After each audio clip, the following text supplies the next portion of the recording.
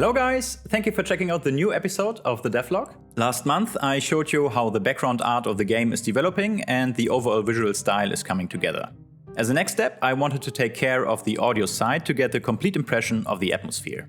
The technical side of things is set up in Fmod for the most part, so now it was time to start thinking about the soundtrack for the game.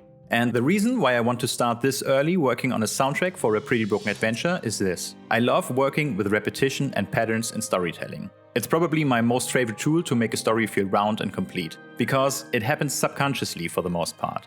Let me explain to you what I mean by this by taking a quick look at my debut game Cleo. For example, there is a repetition of this animation of a Ponzo in the very first and in the very last scene of the game.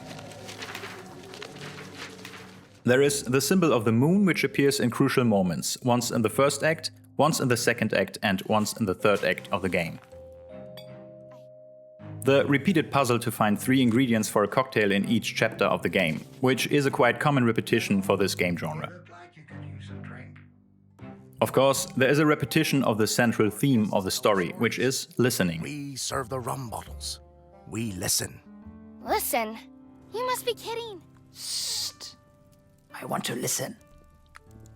I just didn't hear any other stories, you understand? I haven't really listened to anyone for a really long time. There is the color orange, which appears always in the game when Teddy McAnally is involved, since we never meet him in person in the game.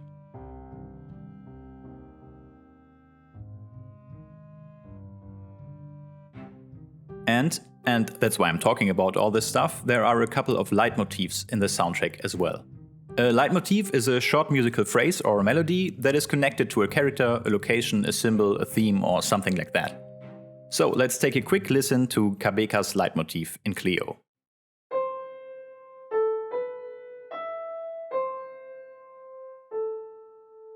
It appears quite prominent in the first scene of the game, which is obviously about him.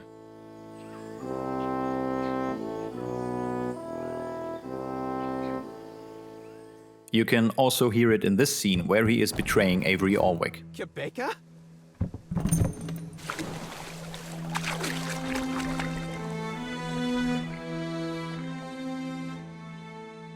And what I'm kind of proud of, it appears very subtle in the Song of the Pianist when we finally meet him in person in the afterlife.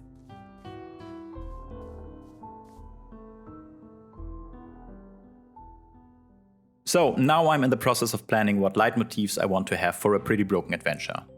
There are a lot of central themes and symbols in the story that intertwine and collide, and so it's going to take some planning before I can lay down the first tracks for the soundtrack. And that's exactly what I did in the last weeks. I hope that I can present a final track of the soundtrack to you guys next month. And until then, please don't forget to wishlist A Pretty Broken Adventure on Steam. Thank you so much, everybody.